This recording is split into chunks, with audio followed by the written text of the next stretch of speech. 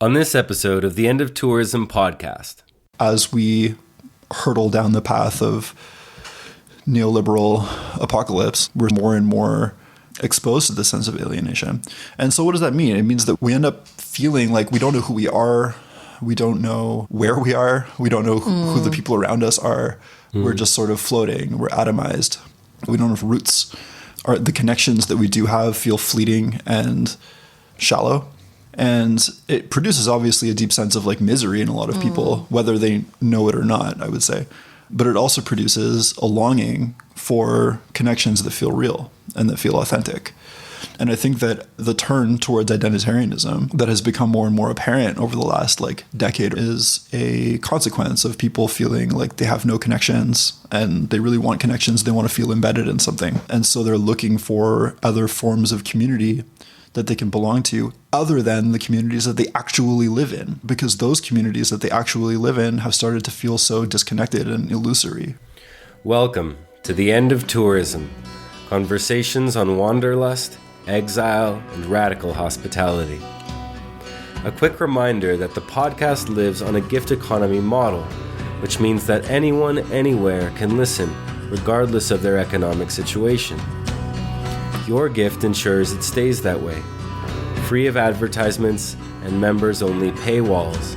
It allows me to devote a great deal of time to this project, to pay for the software and hardware that makes the podcast possible, as well as all of the production and post-production labor. In order to keep the project fed, you can subscribe by making monthly, annual, or one-time offerings at chrischristu.substack.com, where you'll also have access to my writing on these and other subjects including food culture, psychedelics, media ecology, and myth. You can also support us by leaving a review for the pod on Apple or Spotify, by sharing the episodes with your friends, and by following us on social media via the handle, The End of Tourism. On this episode of the podcast, my guests are Clementine, Morrigan, and Jay LeSoleil. Clementine is a writer and public intellectual based in Montreal, Canada. She writes popular and controversial essays about culture, politics, ethics, relationships, sexuality, and trauma. A passionate believer in independent media, she's been making zines since the year 2000 and is the author of several books. She's known for her iconic white text on a black background mini-essays on Instagram. One of the leading voices on the Canadian left and one half of the Fucking Cancelled podcast, Clementine is an outspoken critic of cancel culture and a proponent of building solidarity across difference. She is a socialist, a feminist, and a vegan for the animals and the earth. Jay is a writer, artist, and designer from Montreal and is the author of the Substack JayLeSoleil.com. That's JayLeSoleil.com, as well as the zine series What Else Is There to Live For? Jay is also the co-host of the Fucking Cancelled podcast. Welcome to the pod, Clementine and Jay. It's an honor to have you both here today. Each of your work, both individually and together, has been a great influence on mine and definitely eye-opening, and if I can say so, much needed in our time. So thank you for joining me. Thank you, man. Thanks for having us. Yeah, thanks for having us. So I'd like to start, if we can, by asking you both where you find yourselves today and what the world looks like for you through each of your eyes. Well, we both find ourselves in Montreal. Which is where we live. I was working in homeless shelters for years and then got let go because I tried to unionize the one I was working at. Actually, I succeeded in unionizing the one I was working at. And then mysteriously did not have any money to renew my contract after that. And yeah, so I'm writing, and I just launched a new solo podcast about world history outside of the West. And so I've been working on that. It's called Dumplings and Domination, which are two things that human beings love. And yeah, so that's what I'm up to. Yeah, so I'm also, I find myself in Montreal in the snow. And I guess relevant to the topics of this podcast, one of the things I'm grappling with now is my perpetual existence as a unilingual Anglophone in the city of Montreal, which is a bilingual city, but it's a French city, like, actually. And I'm planning on having a child, and I'm planning to have this child here. And so I'm facing the dilemma of being like an English speaker whose child is not going to just be an English speaker. And so I really need to learn French, basically. So this is my struggle, because being 37 and only speaking one language my entire life, it's like super hard to learn another language. And I've really, really struggled the couple times I've made an attempt to learn French, and it's like really frustrating. But that is one of the things I'm grappling with. I feel like it's relevant to the podcast because in many ways, even though I've lived in Montreal for like almost 7 years, there's a way in which I still am kind of like a tourist here because I haven't learned the language. So will I complete my transition into becoming Quebecoise? Yeah, maybe so. Only time will tell. Yeah. I was just reading this biography. Ivan Illich was an Austrian philosopher, and he said that like, trying to learn a new language, especially if you're immersed in the place, is the greatest measure or degree of poverty that one can undertake because of the degree of dependence that they have on other people. And not just dependence, but like dependence on their hospitality, assuming it exists in order to, be able to understand what you're saying and communicate in that way. Like Montreal is interesting because at least in the neighborhood that I live and in many places in Montreal, it's functionally bilingual. So it's not like learning in an immersive environment as if you went somewhere and everybody's speaking that language. So you kind of just have to, or you won't be able to communicate. Like you have to learn. Here it's like, when I'm fumbling around trying to speak French, people just start speaking English to me because even if they're a francophone, like at least in the neighborhoods where I live, most people are bilingual and they speak better English than I do French. So they will accommodate me, which is polite of them and also does not help me learn, Whereas the government of Quebec will not accommodate you. No, the government will not accommodate you at all. And so like it's only in circumstances where like I desperately need to understand where like there's absolutely no accommodation. So And that kind of touches on my next question, which is, in terms of the travels that you two have, has there been that degree of poverty elsewhere? I mean, I imagine you might have traveled to other places, maybe in Canada, maybe elsewhere. What have your travels taught you, each, if anything? About the world, about your lives, about culture? Yeah, I had kind of an unusual relationship with travel because as a kid, I moved to a different country every 3 or 4 years because of my parents' work. And so, I grew up in Asia and not just dipping into a place and then leaving right away, but spending years of my life in each country, right? And learning the languages and stuff. And so, I think that was quite an unusual way to kind of experience travel as a kid. And I think that it did definitely have a lot of impact on me because I think that travel in general, I think is a wonderful and amazing thing, which is why people like to do it.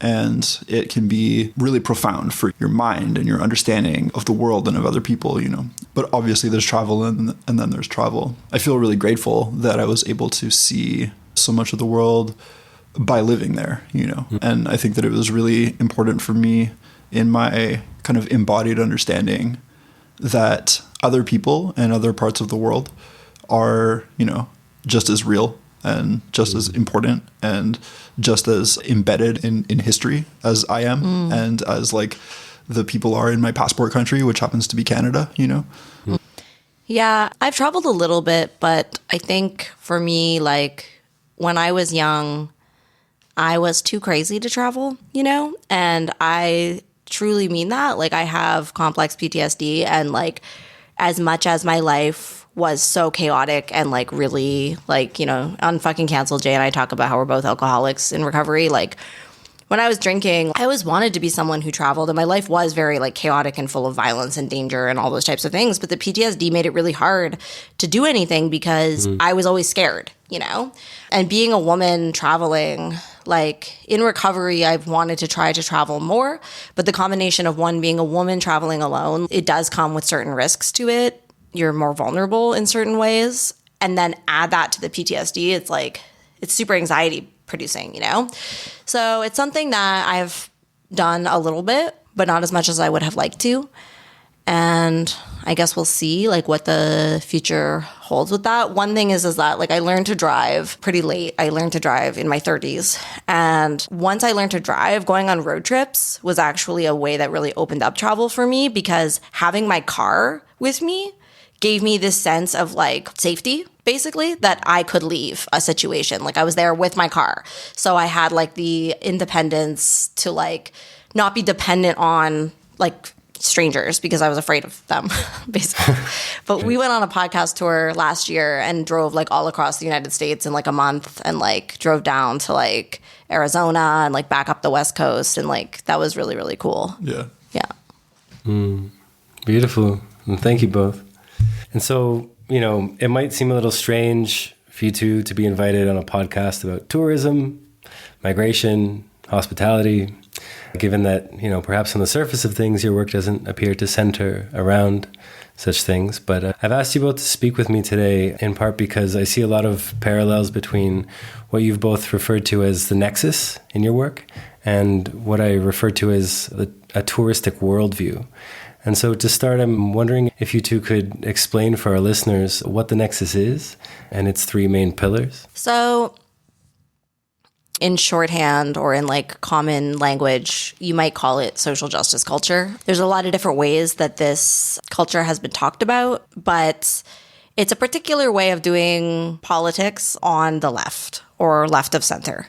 And like Jay and I come from inside this culture. So we are coming from inside social justice culture, being like leftists and being queer people and having existed in like progressive social justice-y spaces for our entire adult lives, basically. And basically we're noticing that there wasn't really language to talk about some of the phenomenons that were happening inside social justice culture, or even, you know, social justice culture itself doesn't really give itself a name. Like we can call it social justice culture or we could call it something else, but it doesn't really have a name that it like claims for itself. It basically describes itself as like just doing politics or like being morally correct, you know? Being right. Yeah, being right.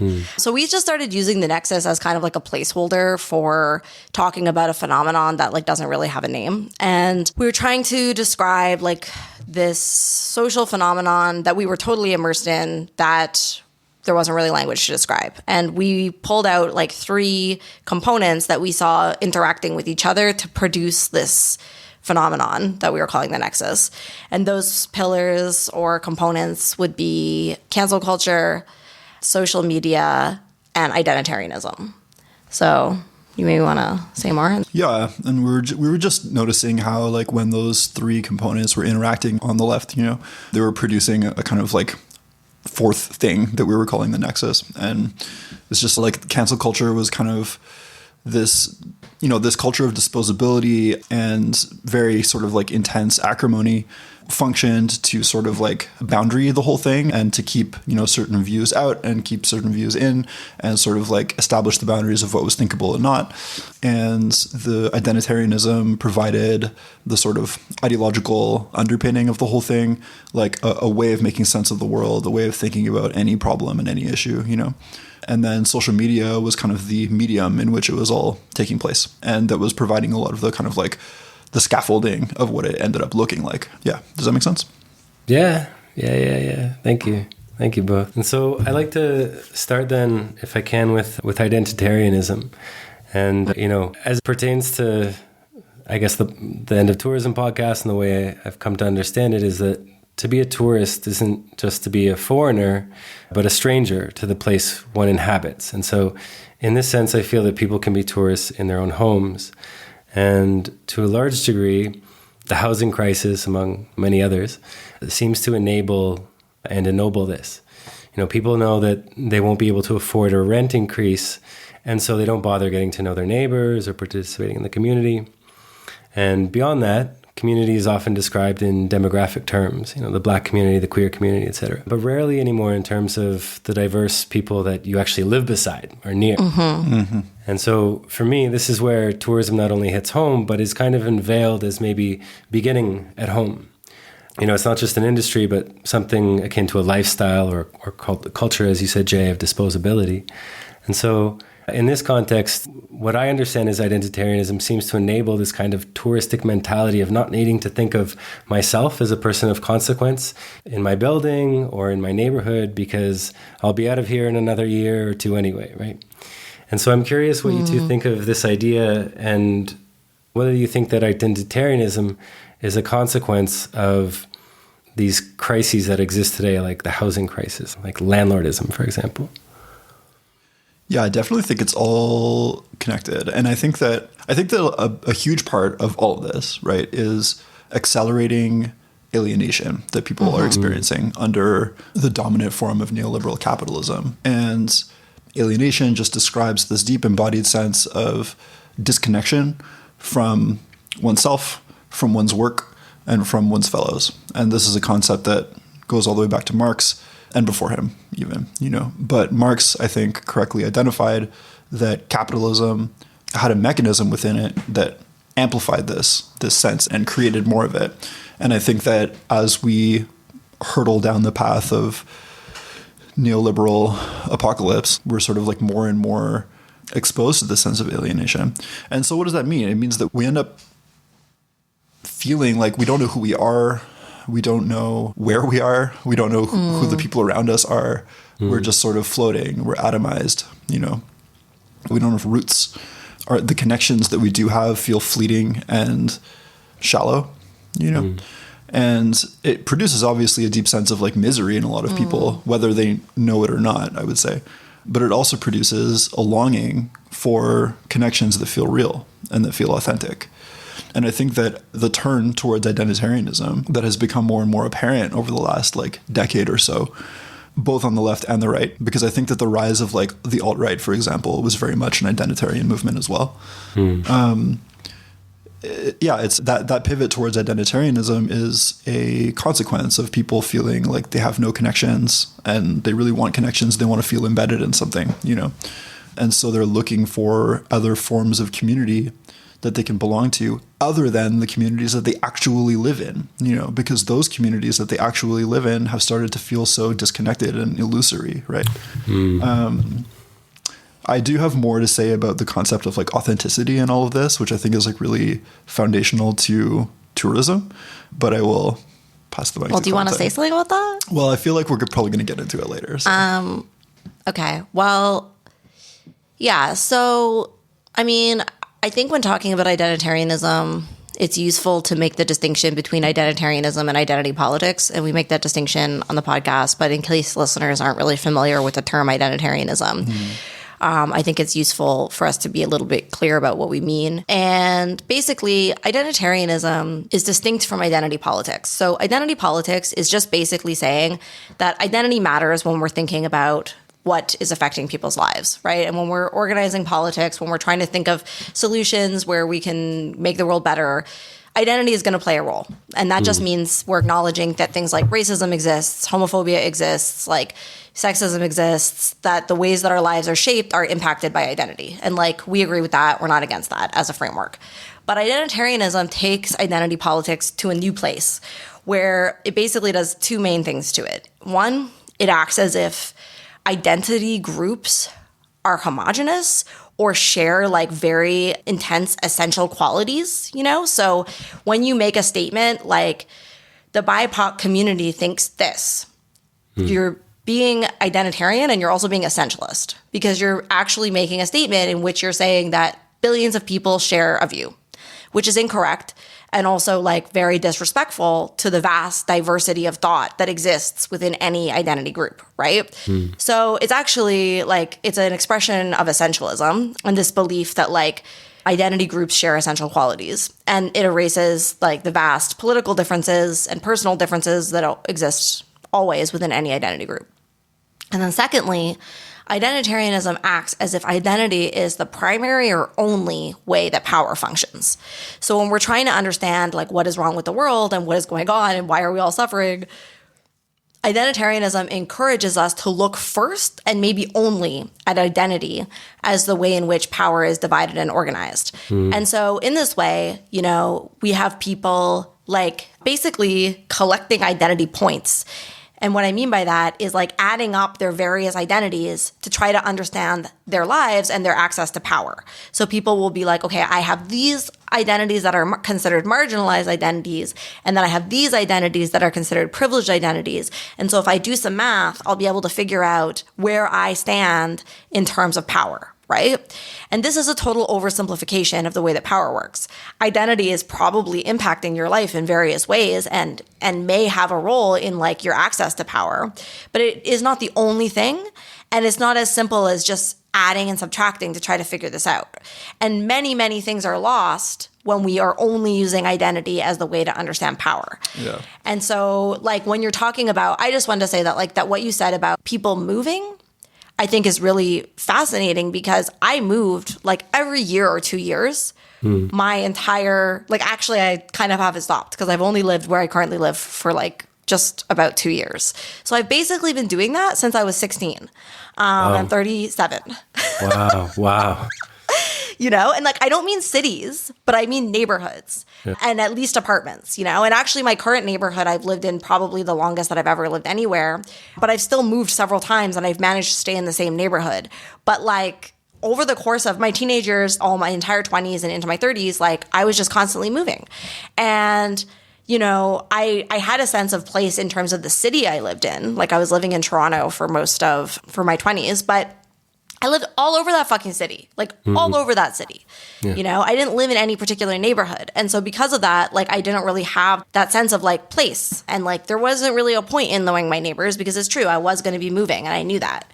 And so that is like a material reality that is being structured by capitalism and by landlords and rent and not having enough money and not having housing security.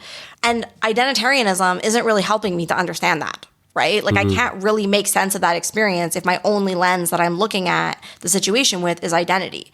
And that's just like one example, but there's many, many things that identity, as if it's our only frame, is not going to help us to understand. Or like it might help you feel like you understand it, but it's probably not going to give you a very good explanation. Or clear picture, yeah. It's like there's this word that I stumbled across recently. I think it's like monocausotaxophilia, I'm pretty sure is what it is. And it's like the obsessive belief that like there's like one answer for everything, or like one thing can help you explain everything. And it's like a common like logical fallacy that humans fall into, where like we discover something that really seems like it's right, and then we're like, this can explain everything, we can just apply this to everything, you know.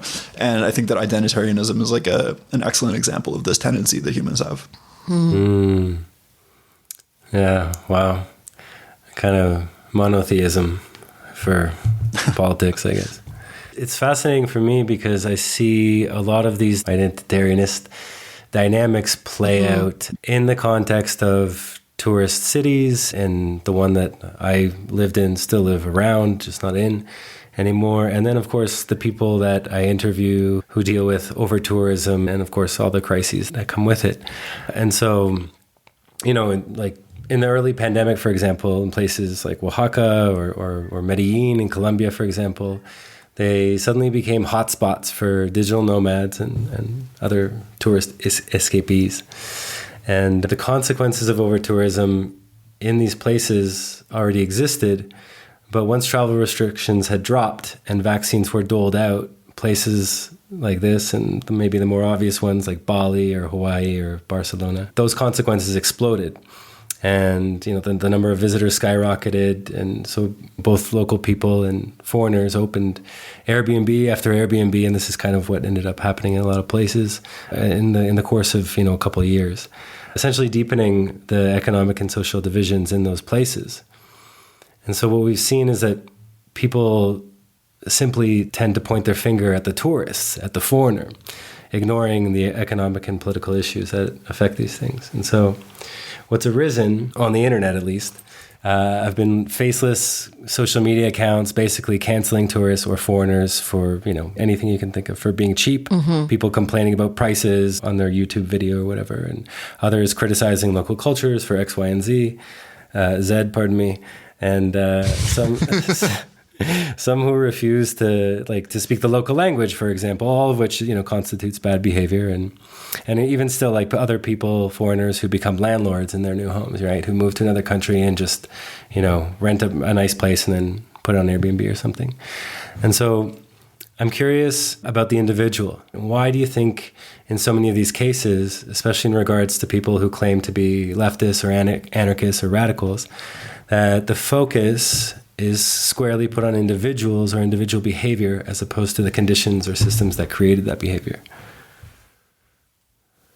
Oh, yeah. I mean, we've become like ludicrously unable to actually look at structural causes of anything in a way that allows us to formulate policy and work towards policy. Like, I think that like one of the major like failings of the left currently is that it is, especially in like the Anglo world, like completely fucking unmoored from policy.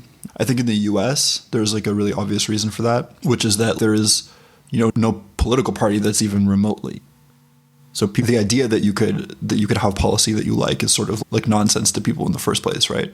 So everything then becomes about it would become either about individual behavior or about some sort of like more radical revolutionary option, but the radical revolutionary option doesn't exist. So it's all about the individual behavior. And a comparable situation is going on elsewhere in the Anglosphere as well, where the sort of like political avenues for policymaking are severely lacking. So I think that there's this like strong emphasis on the individual, on individual behavior, on moralizing, on sort of angrily saying what should be true rather than working with like, like reality. Yeah. Yeah. I think that people, like, we haven't seen an effective left in our lifetime. Like, like we haven't seen the left making gains like for millennials, like basically for our entire lives. We haven't seen movements be successful. And so we feel very powerless. Like there's a deep, deep sense of powerlessness in the face of capitalism and in the face of climate change, and in the face of so many of the horrible conditions that we're living under. And we don't have a lot of evidence of things working, but we know we have the power take down some individual person and publicly humiliate them and destroy their life. And so I think people get very addicted to that sense of power because it is like a balm to the abject helplessness that we feel under capitalism, where we don't have a lot of power to really make the changes that we want to make, But one of the things we're always talking about on the podcast is how cancel culture, while it provides this like temporary relief and this feeling like we're doing something, like we have power, in fact, it erodes the very conditions that would allow us to have real power. And the conditions that would allow us to have real power are solidarity, right? Like the one thing that the working class of the world has that the capitalists don't is our numbers, right? Like they have all the money and the use of force, But there's just lots of us, and also we're the ones who make all their shit, or run their little online companies or whatever it is that they're doing content. now. Yeah, exactly. Right. It's like literally the workers of the world are the ones who actually make capitalism run, and there are no profits if the workers of the world organized and fucking withdrew their labor, right? But currently, we don't have any conditions of like an organized working class movement that could actually threaten to do something like that. And so there's no real avenue. Like unions have been like totally fucking eroded. There's no solidarity. There's no like workers movement that is being effective. I mean, there are attempts at it. Like there was, I don't know what happened with it because I'm off social media now and I haven't been checking the news, but there was a gigantic like uprising of Bangladeshi textile workers who were like going on strike, and like the police were trying to totally shut them down. I don't know what ended up happening. Kind of disappeared off my radar. But I think any movement for solidarity, cancel culture bullshit aside, because honestly it is such a distraction, like it's annoying and it's a distraction, would have to move towards like international solidarity. And I think that this is something that we don't even have like solidarity like where we live, let alone solidarity like across the globe with workers in different places, But under global capitalism, I think we're going to have to start looking with an internationalist lens and thinking about what would it look like to have the workers of the world actually uniting. Yeah. It reminds me of gentrification, It's like individual gentrifiers are sure like annoying, right?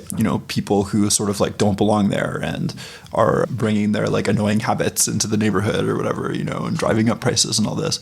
But at the end of the day, this is like a structural issue that can only be solved by policy, right? You can't just sort of like be hostile towards gentrifiers and expect that to sort of like end up with anything other than you being angry and other people perhaps being frightened for like a couple of years until the process of gentrification is complete. And I think that, there's like a similar thing with tourism, I mean, tourism is just kind of like gentrification on like an international scale in a certain sense. Steroids. Yeah. Yeah. Yeah, I mean, here in Oaxaca, tourism is like 85-90% of the economy in the center of the city. And so it's all changing really quickly, wherein people are sometimes hearing more English than Spanish in the streets, right? Not just in Oaxaca, but in other places as well. So there's this relative and understandable kind of resentment against the foreigner. But then when we have these gatherings and, people ask me, well, like, what should we do? And I say, well, go talk to the tourist. Like, you can build solidarity with that person, even if it's by them understanding what's going on here and maybe not coming back, as an extreme example, right? But what's also happened as a result, not just this waving or wagging the finger at the individual, but also in the context of identitarianism, reconvening the nation state. And so my next question, it kind of feeds off of the first and has to do with the effects or consequences of this kind of pseudo-cancel culture that arises from tourism crises in places like Oaxaca and others. And so what you tend to see are locals identifying tourists or foreigners based on skin color. In Latin America, the tourist is by and large the gringo or the gringa, basically a white American. And what's happening as a result, especially among people who consider themselves, again, leftist or anarchist, is that they end up self-identifying in opposition to the foreigner. And so what we see is an over-identification, or what I will call anyways, an over-identification with one's own skin color, class, and especially now, nationality. And so understanding the other as American means I'm Mexican or Colombian or whatever, right? And I'm curious whether or not either of you consider identitarianism to be a child of nationalism, or how nationalism fits into these contemporary understandings of identitarianism. Right. Well, okay, I definitely have some thoughts about that for sure. I would say that, like, nationalism is certainly one of the kind of original modern identities, right? And it was very much like crafted on purpose to be that, which I think that a lot of people don't know unless they've done like a sociology degree or something. But nationalism and the nation itself was like a modern invention created a couple of hundred years ago for specific political purposes, namely to unite quite disparate populations within, at that time, mainly like European countries, and to try to get the children of those people to think of themselves as like French instead of Breton, and to get them to speak French instead of Breton, right? As an example. And there is similar cases all over Europe. Anyways, that being aside, yes, like nationalism certainly is like a form of identity and one of the most important forms of modern identity. I think that when we talk about identitarianism, often we end up not talking about nationalism very much because on the left, nationalism tends to be sort of like not the most important identity. It's one that you kind of downplay, especially if your nationality is one of the privileged Western rich nationalities, right? However, obviously, if your nationality might, get you points in whatever sort of like game you're playing, then you might play it up. Yeah, I have a couple things to say about this. I mean, one, the Nexus or social justice culture that we talk about on Fucking Canceled comes out of the United States of America. And the United States of America, they don't know that they're in the United States of America. So this might be surprising to people because of the number of flags that are everywhere in America, but they don't know that they're in America. They think they're just in the world. They think that is the world, And so there is this this lack of awareness, or like basically they're not contextualizing what they're thinking and doing in an American context, even though it is. And then they're exporting that to the rest of the world, especially like English speaking places, but then it like leaks out from there. But it is an American way of understanding things based in an American context and an American history, right? And so you see this a lot with identitarianism, where the popular framings and understandings around race, for example, that are going around social justice culture right now are specifically coming out of an American context and American constructions around race. And they don't map on perfectly to other contexts. But because it's being exported, because Americans are exporting their culture all over the world, we in other places are expected to just take it on and to start using that framework. And people do, but it doesn't really work properly. It doesn't really make sense in a different context. So that is a way in which like nation kind of disappears, even though it is operating in the way that identity is actually being shaped. Another thing that happens, and Jay and I were just talking about this for an upcoming episode, another thing that happens is that because in North America anyway, like we don't really use nation as a category in thought. What ends up happening is that people actually racialize their national identity in a weird way to make it make sense in identitarianism. And so one of the ways that this can happen is that people from South America who are white in a North American context are sometimes racialized and considered people of color because they are not speaking like English as a first language, for example, or because there's cultural markers that are showing them as not North American. And so therefore they are impacted by various types of discrimination and so on and so forth. But in their context, they are actually racialized as white. But then in North America, they may be racialized as non-white. And so this actually comes through first of all, it shows that race is like a made-up category that can shift and be expressed in different ways. But also it is partially like the narcissism of North America that can't conceptualize difference, basically, and understand that like a person can actually be white and from South America and speak Spanish, for example. Which, like, this can also sometimes, we were joking about this too, because it's true, like, this can also sometimes extend to people not being sure about, for example, like Portuguese people and sort of like racializing Portuguese people on the basis of their sort of supposed affinity with like Latin America. Yeah. Yeah. And I don't know, one thing that I want to mention too, you're just reminding me of this because of my research that you mentioned, is that like racialism, which is the idea that race is important and as a major identity category that people should care about a lot, let's put it that way, has often existed very uneasily with nationalism. And so for a lot of like neo-Nazis, they're not necessarily like opposed to nationalism, but they would treat racial affinity with much more importance than they would a national affinity, especially when the national affinity is seen to have been kind of polluted by like foreign elements, for example, you know. And a big part of the national project has been to say that like we are all members of this national identity, sort of like no matter who we are, blah, blah, blah, right? And obviously some of us are more than others, right? It's usually is how it's gone, but it tries to integrate like many different like groups of people, including, you know, in the United States, for example, including like Black Americans, right? And you know, the project of the integrated military, for example, has been a big part of the American national imaginary. But if you're a white racist, you're not interested in a sort of national identity that includes Black Americans as well, right? And this is also somewhat true on the left in different ways. But yeah, I'll just put that out there. Yeah, and then I guess the only other last thing I would like to say about this is that when we are anti-essentialist and anti-identitarian on the left, one of the things that like an anti-racism that is rooted in an opposition to essentialism will argue and put forth is that race is a constructed and made up concept, right? Which is something that I believe race is not a real thing.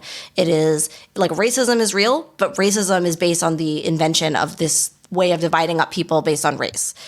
And so there's a lot of anti-essentialist leftists who are arguing this. But one thing that is important is to not confuse race, which is a made-up category, with culture and ethnicity, which are real things, right?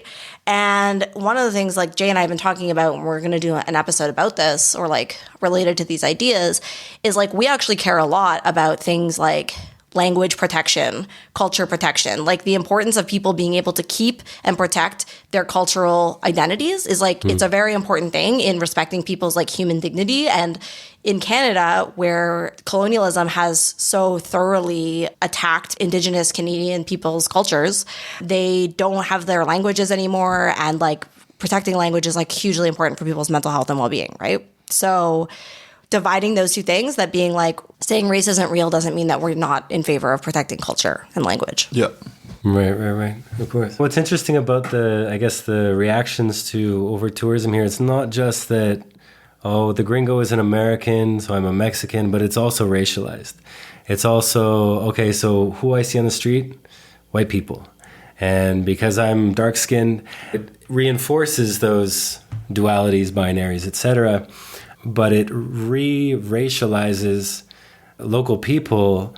And in the context of Mexico anyways, the roots of their understandings of their racializedness, if I can say that, comes from the imposition of races by the Spaniards onto them. and saying, this is who you are now, 400 years ago, right? And so the new invasion, the tourism, right, is recapitulating that dynamic in ways in which people internalize the racial impositions that were put on them 400 years ago, or their ancestors, right, I should say. So it's just mind-boggling. Yeah, I think it's interesting though, right? Because how do we hold like the importance of culture and language and ethnicity while also acknowledging that those things were always shifting, changing, like we're never a static, constant thing, you know, that always included diversity, and within it, language is always changing and evolving, culture is always changing and evolving, but also those things are real things that you can speak about and point to and definitely notice when they're stolen from you or when you're no longer allowed to speak your language, right? So yeah, like I think we tend to go to extremes. It's either like it doesn't exist or it's not important, or it's like a very essential, like static thing that has always only been one thing. Yeah. And also for lack of history, right? I've been doing this investigation into Macedonian culture, ethnicity, history, etc., in part because my father is a first-generation immigrant to Toronto, but from Aegean Macedonia. And you know, the Ottoman Empire was there controlling those lands for 400 or 500 years. And so the Ottomans were Muslim, and the Macedonians weren't Macedonians to them, they were Christians. They were a Christian race, regardless of their language. And then when the Ottoman Empire fell, the Greeks and the Bulgarians ended up fighting over that territory, that land that a lot of people considered to be Macedonian. And so the Greeks and the Bulgarians referred to the Macedonians as the Macedonian race, no longer the Christian race, but the Macedonian race. So anyways, beyond that, once you get into the 20th century and start speaking in a global context, it's like, no, they're not the Macedonian race, they're a white race from Macedonia, right? And so just this idea that race is inherently tied to skin color is very contemporary, and it depends, of course, where it's coming from and who it's coming from, right? This idea of what race is becomes very fluid. I wanted to ask you too about escapism. I was just listening to your episode on freedom as a principle the other day, one of your most recent episodes. And in it, you two speak of carceral institutions, jails, obviously. And I don't think it's very difficult to imagine how a touristic worldview, one built around escapism, arises so fervently among people who feel powerless to change the conditions in the culture that are oppressive and domineering. At the same time, the glorification and commodification of that escapism through tourism creates a kind of a culture of abandonment and disposability, in the sense that you're leaving behind all your people, and then once you get to this place, well, you're actually not responsible for anything you do there because it's not my people, not my home. Yeah. And so I'm curious, do you think that the freedom that is usually couched in the freedom of movement has limits? And what do you make of the inability to stay still in the context of all this? Man, yeah, I mean, it just makes me think about my own sort of like internal struggles that I have where like basically like whenever I'm not doing very well, I have this part of me that wants nothing more than to just fuck off and travel sort of like indefinitely. It's like one of my strongest like internal urges, you know. I don't know, I just keep thinking about that. But yeah, I mean, another thing that comes to mind for me that is not a direct answer to your question, but it's just something that's coming up for me, is that like I think for like so many people in the wealthy West, you know, they live in places that are comfortable because they're in the wealthy West, but they're like psychologically so destructive because it's just like these like vistas of like parking lots and like box stores and like depressing nothing places that no one could ever love. And I think that like for a lot of people, and I hate to say this because it sounds like snobbish, you know, but it's like whether or not they know it, they are being psychologically attacked by the fucking places that they live, you know? And there's a part of them that is like, I want nothing more than to get out of here, you know, and see something beautiful. And my question is sort of like, why can't we live in beautiful places, you know? And I actually like do live in a beautiful place, and I love where I live, you know? And the neighborhood in Montreal where I live is like gorgeous, you know? It's a beautiful place to just walk around, look at stuff. It's very fucking pretty. And there's a reason why I live here, you know? And I lived in other parts of the city, and I gave up, you know, bigger, cheaper apartments to live here because I like how it looks and I like how it makes me feel to sort of like leave my house and fucking walk around. And other people like it too. Millions of people come to Montreal as tourists. True. We actually have you know? tourists in this neighborhood. And like when I leave my house and like walk around the corner, there's like lineups of tourists, you know, that I have to sort of like navigate to like get to the gym because they're flocking around because it's fucking nice here. But like a lot of places in North America are really not nice. They're not nicest places to look at. They're not nice places to live. You can't fucking walk anywhere, even if you wanted to. You know, everything basically looks the same as everything else, you know, and yeah, it's not surprising to me that people would want to get out of there, right? Also, though, as I say this, it's not just North America that people come from when they're tourists, right? And we're seeing like a gigantic increase in tourism from countries like China.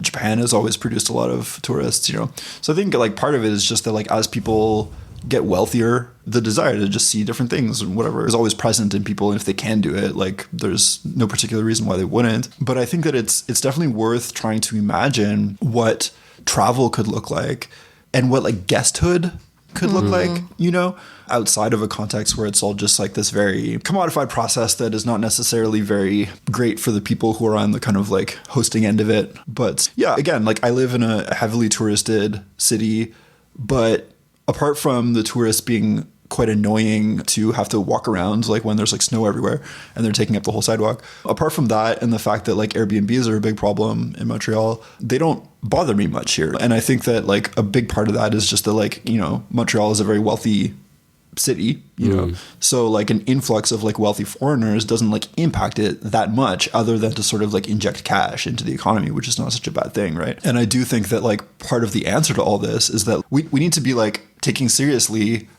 internationalist solidarity and like the development of places that are not as developed. And it reminds me of like sort of debates about immigration to the West, you know, and it's like immigration, it's a complicated topic and people have lots of different opinions about it. But like a lot of people on the liberal left will act like immigration is all by itself like an amazing, awesome thing always. And then people on the right will act like it's this terrible thing always. And I'm like, I don't know, it's kind of a neutral thing, you know, like there are good and bad things about it. Obviously people being able to travel is like a nice thing. I'll just say this, like, I think that like immigration is a good thing when the places that people are coming from are not so undeveloped or so poor that it's like forcing people out. Right. You know what I mean? And yeah, I don't know. that was like 5 different tangents. So it's great. Love it. So what is coming up for me is I saw this drawing that was like of whales swimming in the ocean. And it was like basically saying something like borders aren't real because like there's no borders in the ocean for whales or whatever. And this is part of this like thing on the left. And it's kind of related to what Jay was just saying, that like on the left, we do have this big like belief in things like open borders or just free movement, free travel as like this positive and kind of obviously good thing that we should support. And I understand it, but at the same time, the fantasy that there aren't different areas in the natural world is false. There might not be borders, but there are biomes.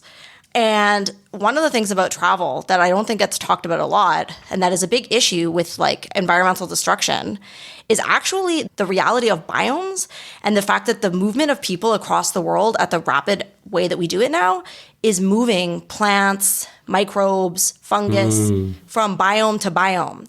And in different biomes, the way that evolution works is that like those ecosystems were totally separate for all of this time. And then when some new plant, animal, microbe, fungus gets into this new ecosystem, it may be that the other beings that live there have no defense against it, right? And then it causes massive problems, such as what goes on with invasive species. But like, just as a random example, like one of the major things that's causing extinction of bats is the introduction of this fungus into North America that comes from Europe or something.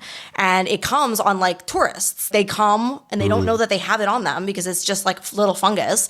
And then they go and they visit bat caves and then they accidentally infect the bats and the bats are all getting sick and dying, you know? And so I just bring up this random example because the question of like, what does it mean to be responsible when we go somewhere, when even us just going can cause problems that we didn't intend, you know? And it is a really complicated question. I'm not saying I necessarily have the answer, but especially from an environmental perspective, even if we get climate change under control, even if we deal with, you know, fossil fuels, which we're not even close to dealing with. But even if we deal with that, we would still have this big question of if we are going to continue to travel, say we get rid of planes and then we have like airships and we're able to fly in a way that's not killing the climate. We still have this big question about what it means when we're bringing things on our clothes by accident. And I'm kind of like, instead of like security at airports, like I wonder if there could be like these places where we go in and we basically have to like leave our things. And like when we arrive, we get like a special clothes that we wear. I don't know what it would look like because we're carrying fungus on our clothes. Yeah. So it would be really interesting to think about borders in a better world, you know, and what that might look like, because I can imagine something like where it's like a supranational kind of like agreement between different countries and stuff. And like the border is the border of the biome, not the border between the countries, you know? Yeah. And I was just talking about it on like an environmental level, which I do think is very important and doesn't really get talked about enough. But I also think we can look at this on a human level where, you know, if we're thinking about like invasive species and like a plant coming in and just growing and taking over, we can also think about how when we bring, you know, for example, English, we can think about English as an invasive species, you know, like English is a species that's going to go there. And because it's the language that if people speak more than one language, one of the languages that they speak might be English because it's kind of like taken over the world, then it means more and more people are going to be speaking English and then other languages are going to start dying out. And so this is like literally what an invasive plant species does, you know? And so I think we need to think about that when we're bringing English into a space. Like, what are we doing in that space? How are we changing that space by bringing English into it? And I say that very self-consciously as a unilingual English speaker, but it is, you know, like, so like this idea of what it means to be a responsible guest, what it means to be somewhere, to visit somewhere, we need to think about not even just the more obvious things like throwing our garbage around or being totally disrespectful or using a place as a party spot and then leaving. Like all of those things I think are very obviously disrespectful and we need to be more considerate. But there's even more subtle ways where just our very presence and the way that we bring ourselves can have an impact that we don't intend, that I think is part of the conversation about what it can mean to travel in a more ethical and responsible way. Amen. Amen. Yeah, I'm reminded of, and I don't know how relevant it is for the conversation, but I'm reminded of Terence McKenna, the great psychedelic bard. We had a hypothesis that the main vehicle of evolutionary change or growth wasn't human beings or mammals, for example, but language. And we were just vehicles for language's evolution and spreading. And that languages are just fighting this secret battle, the secret war. But anyways, to speak to what both of you were saying, I interviewed a man named Daniel Pardo in the first season of the pod, this activist from Barcelona, and he said, you know, in no way can tourism be sustainable because we can't extend it to everyone on the planet. Like, it's actually impossible to ensure that 7 or 8 billion people can go on vacation once a year or fly, right? He said there's no right to fly. And so it's important to ensure that people have these freedoms, but then to what extent can they actually be applied? And I remember being back in Toronto last summer for a few months, and there were whole families and communities of migrants sleeping in front of churches on the street because, from what I understand, the Canadian government the year previous had let in something like 1 million migrants, and maybe half of them went to Toronto because it's the financial hub of the country, and there was simply nothing for them there. There was no plan for them by the government. There was no jobs, no social support, nothing, right? And so they ended up on the street, sleeping on the street in front of churches en masse. In terms of the people that I knew who grew up there, and myself, we had never seen that before. And so again, you can create the freedom to migrate and things like that, but what is at the end of that movement? Right. So there are definitely these dynamics and nuances that need to be spoken of in terms of travel and the way people travel and the borders and biomes that affect the way we move. Yeah, and of course, I could go on and on. I have 2 more questions for you two, if that's all right. Sure. Okay. So on some of the fucking canceled podcast episodes, you have subtitled the theme of the quest for the offline left. And, I think largely emphasizing the word offline. And so, what do you think being together offline and organizing offline can do to people whose lives have been shaped around online and social media mentalities? I mean, the 3 of us are more or less of the age that we still have a lived memory of life before the internet. But what about those who don't? Absolutely horrifying. I mean, I think we are social animals who evolved to be together, looking at each other's faces, like talking and being in the same space together. Like the alienation that Jay was talking about before, like both leads to our compulsive social media use and our desperate attempt to find community through that, and also completely contributes and worsens the problem, making it a million times worse, where we are staring at our phones when we are literally actually physically together and could be having a conversation. And that is really like sad and depressing. And I think that in terms of organizing across difference, building solidarity with people.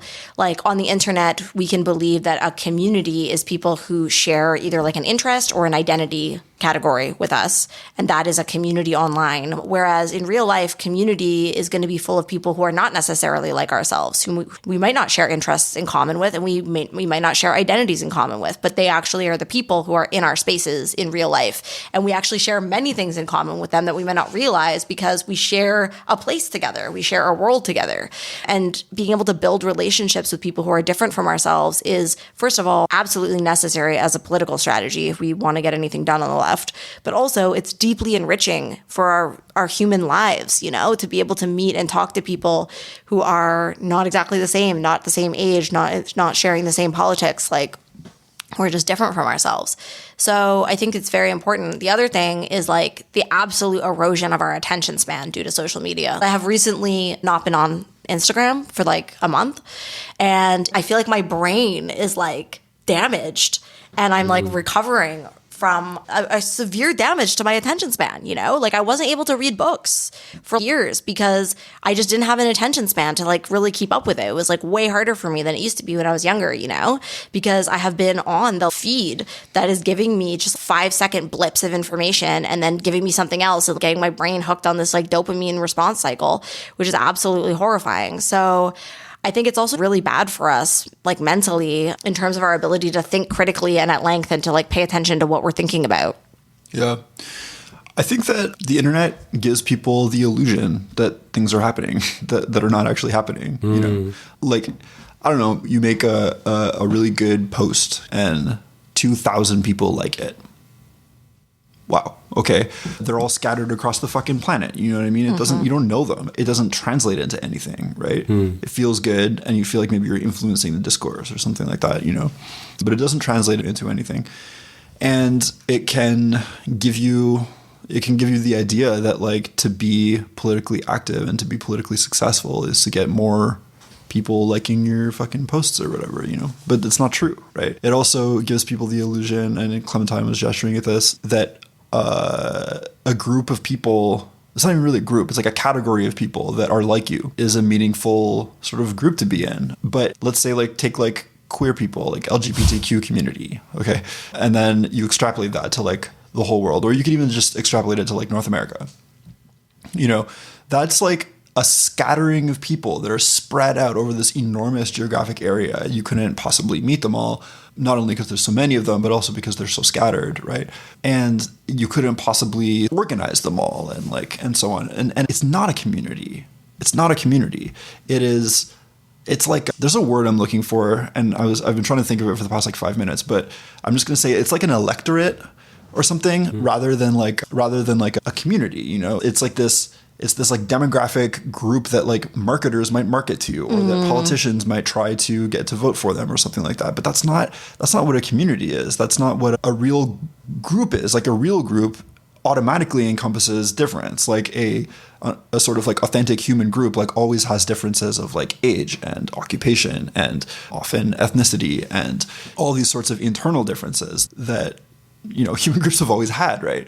And when we try to sort of like make these groups based on identity, which the internet makes very, very, very easy, we like miss the people that were actually around. Like, yeah. But yeah, as for the offline left, I mean, we desperately need to be organizing in the real world. And I think that that's not to say that like you can't do anything on the internet. Like the internet obviously has massive advantages for many, many reasons, you know. There's this image in my head. I'm a very like visual person. I get these like pictures in my head and then I'm like, I have to explain this picture. But it's like the thing about like the groups being these kind of like electorates. It's like if you are this electorate, then your only choice is to sort of petition your leaders to do something for you. You know what I mean? But like if you are a real and authentic community, you can organize your community to enact something in the real world, you know? And I don't want us to always be in the position of petitioning our leaders because it presupposes the leaders. It presupposes that we accept their authority, you know? It presupposes that we don't have another option other than to allow a tiny class of parasitical, like rich people to rule everything for us, you know? But I would like us to move away from that, right? Yeah, like just one other thing about that is you'll see, you know, this gesturing towards actual organizing, but through posting, but it's missing the actual organizing piece, which involves building relationships, right? And building trust. And so one of the things you'll see, like in the last couple of years, I've seen it a few times with different political things that are going on, where people will just randomly call for like a mass strike. And they'll make a post about it and they'll be like, on this day, we are calling for people to strike for like this political issue. I saw it for like abortion rights in the United States, and I recently saw it for solidarity with Palestine. But it's like people can't just walk out of their jobs randomly because they will be fired. Like the point of unions and the point of organized labor is that you have this guarantee where all of these people are taking this risk together in an organized and strategic way, and they are trusting each other that they're doing it together, and it is their numbers that makes it so that the boss can't just fire them all, right? And they have strike funds. There's a lot of them, and they're supporting each other to do this, and it's organized, and they've actually built enough relationship to be like, okay, I trust that my fellow workers are going to do this with me. So like when I take this risk, it's like the risk is mitigated by the numbers, and I know I'm not alone in it, right? But a social media post cannot produce that. It is not relationship. And so random people reading that, like, should I just walk out of my job tomorrow? Like, probably if they do that, they're going to be the only person at their job who's doing that, and they're just going to be fired or reprimanded, best case scenario. And that is not organized at all. And so the people are like, why aren't you guys walking out of your job? This is not solidarity. And it's like, you're right. It's not solidarity because the solidarity hasn't been built. Like you have to actually build trust with people to get them to take risks. And if you don't build that trust and you don't have those actual real relationships, it's not a good idea for people to take those risks because they'll be by themselves taking those risks. Yeah, it begs the question if in order to have solidarity with people elsewhere, does it have to exist at home first? I would say, yeah. Absolutely. I would say that it does. And solidarity is kind of meaningless if it's just you. Like it kind of has to be organized, you know, like in some meaningful fashion. And that can take place on a small scale or a large scale. But if it's just you feeling solidaristic, like it doesn't.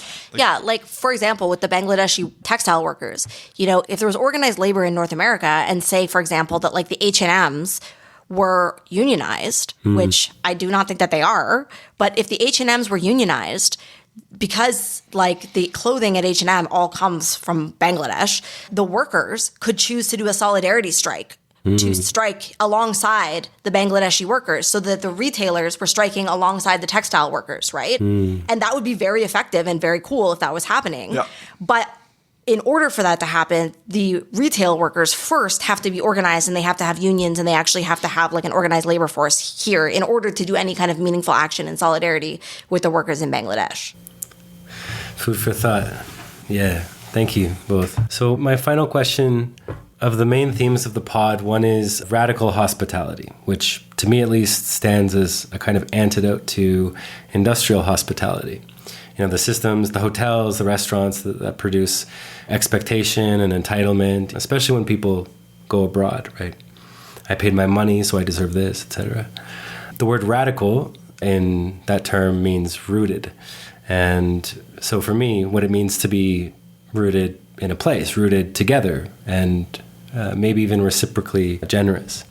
And so I can only imagine the kind of volatility that might come your way as a result of naming the Nexus and broadcasting fucking canceled. And so I'm curious, as socialists and people committed to organizing towards new and better worlds, what kind of radical hospitality do you think might be required for those worlds to be born? Very, very interesting question. For me, like the first thing that comes up is that the idea of radical hospitality is almost like the inverse of alienation in a certain way. And like our intense disconnect from one another, it's like the negation of hospitality, you know? It's like, I don't want to be hospitable because I don't know you and I don't owe you, you know? And I think that that's how like a lot of people feel, and it's not even necessarily their fault for feeling that, you know? It's the world we live in, you know? But I think hospitality obviously is like a good quality and an important thing, and it builds community and it builds connection. And I think that community and connection are incredibly important for people.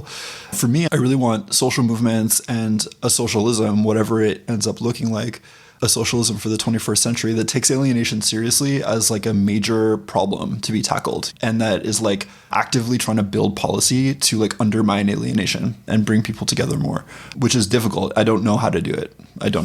You know, I think that it's going to be like a complicated thing, but I think that alienation is as much of a problem at this point as like many of the other sort of like evils of capitalism. It's hurting people a lot. I think that it's producing this absolutely gnarly fucking epidemic of mental illness and despair and addiction. And I think that people are like utterly traumatized by it, and we need to be working against it. And I think this like a concept like radical hospitality is a really interesting and beautiful one that could be part of that. Yeah, I think the first thing that comes up for me is just the concept of like reciprocity and like how that is connected to trust. And it's very hard to give with an open heart when you don't believe that you are going to receive. And when you're very exhausted and very depleted, it is very hard to be generous, you know? And I think a lot of people are in that state where like they're not feeling very generous because they don't feel like they have what they need. And they're worried that if they give, they're not going to receive, you know?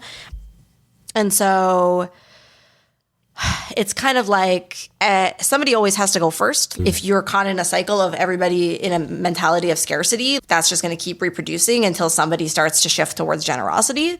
But it is also true that you can get yourself in a situation where you are being consistently generous to people who are not being reciprocal, right? Which is also not good. Generosity also needs to be boundaried and self-respecting in the sense that you are not turning yourself into a resource that is just being exploited, you know? And so that is like that trust building. It's like if I'm offering radical hospitality, am I also receiving it? Not necessarily as like a one-to-one, like this where we're keeping a book to make sure it's all exactly the same. But is there a general sense of reciprocity in the relationship? And that can be expressed in a lot of different ways. In terms of, you were just talking about our work and the work that we do and like the extreme hostility that we receive from certain people for talking about these things, one of the things that has been beautiful for us is the hospitality that we have received from the listeners of the podcast who have received so much from our work. Because I'm sure you can understand as a podcaster yourself, it's a labor of love. It's definitely a labor of love. It's a huge amount of work, and you're not really getting paid for it, or at least we're not getting paid for it to the degree that would actually be like sustaining. And it's a struggle, and we're like always trying to make it work. But the listeners, you know, who have been very impacted by our work and who feel very grateful for it have definitely shown us that gratitude. And when we were on tour, we toured independently, no funding, just a couple of punks like in my little car. And it was our fans who put us up all across America. It was our fans who put us up, who helped us make that happen. In one city, we had an event planned and then we got canceled. We got literally pushed out of the like conference that we were supposed to do due to cancellation bullshit. But we had already put that city on our tour, and like a fan like hosted us in his living room so that we could still do, you know, do our event in that city, which was really cool. And he put us up and everything too. So, you know, I think that there are people who see the risks that we take in doing this work, and they want to do that reciprocity, and they want to like give us something back and make us feel like welcomed and safe doing something that they know is very risky. So I appreciate that. And that is like an example of just people doing that like mutuality and reciprocity in action. Thank you both. Yeah, and I hope that, through some of our conversation today, that this has given a bit of an opportunity for your words and your work to have a platform among, people who are dealing with these questions of gentrification and migration and, of course, tourism. Before we finish, Jay, I just remembered the authenticity. Oh, yeah. I wrote a paper once in like my undergrad about tourism and authenticity. And for some reason, it's like the only paper from my undergrad that I like still remember, but I think that I was like onto something with that paper. And it's just interesting how with tourism, like a huge focus is on selling an authentic experience to the tourist. And yet everyone involved, including the tourists, are aware that it's inauthentic as soon as you sell it.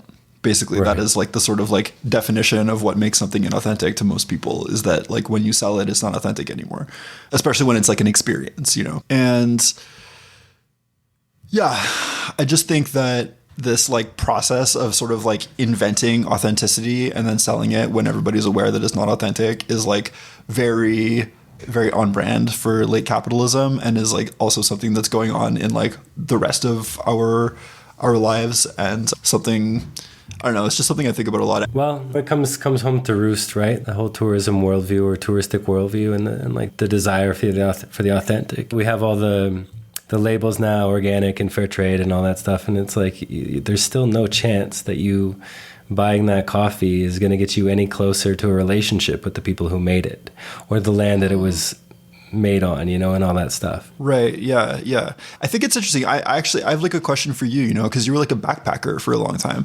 And I think that like part of the whole thing about backpacking is that it's more authentic, because you're not really being like a tourist exactly, because you're not going on tours, right? And you're not like staying at like hotels or like Airbnbs. You're sort of like making your own way and like staying with locals or like in hostels or like whatever. And do you think that what you were doing was substantially different from mainstream tourism, or did you get kind of like jaded by that in the end?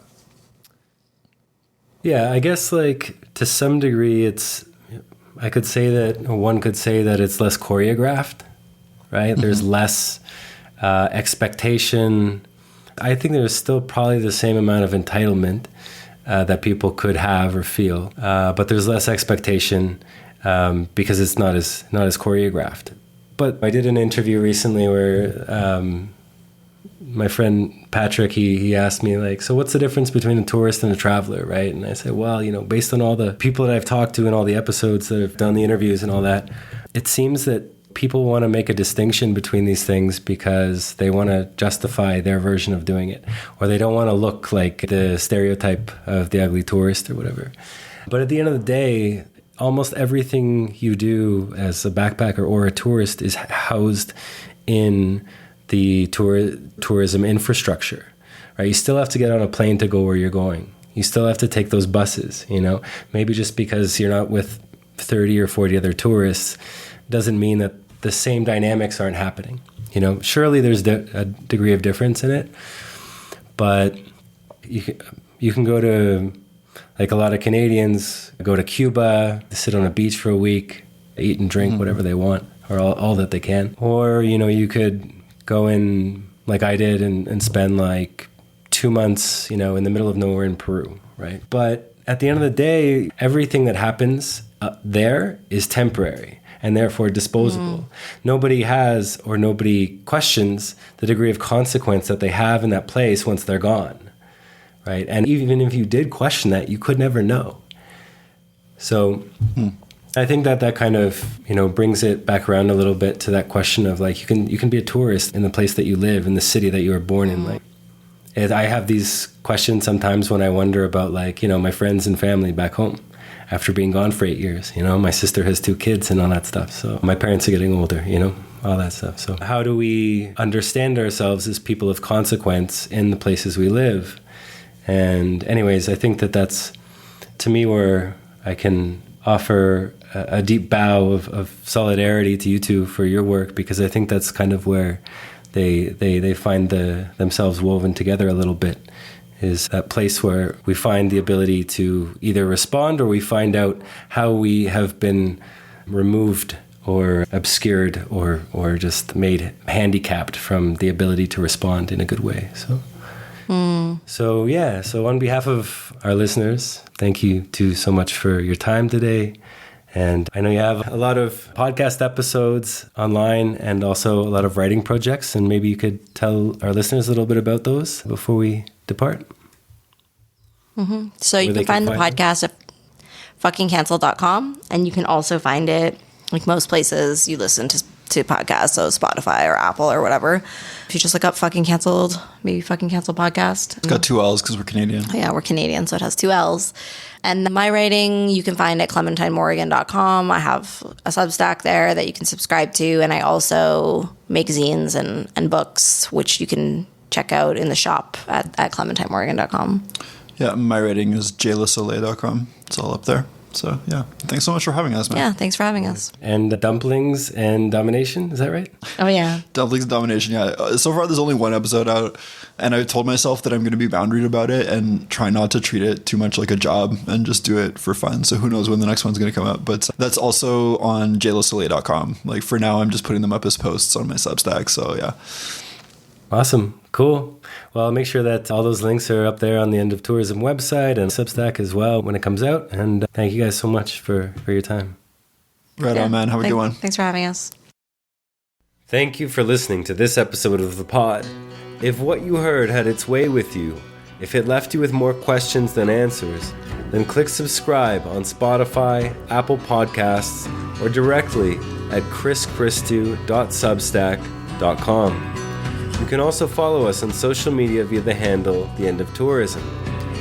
I'd like to especially thank Alexei Galar for his assistance in the post-production process of this episode and many others in this season of the pod. You can check out his sound design and original music work at alexeigalar.com. If you'd like to support the pod in other ways, we'd love assistance in the form of post-production editing and promotion or anything else you feel called to offer. Until next time, farewell, friends.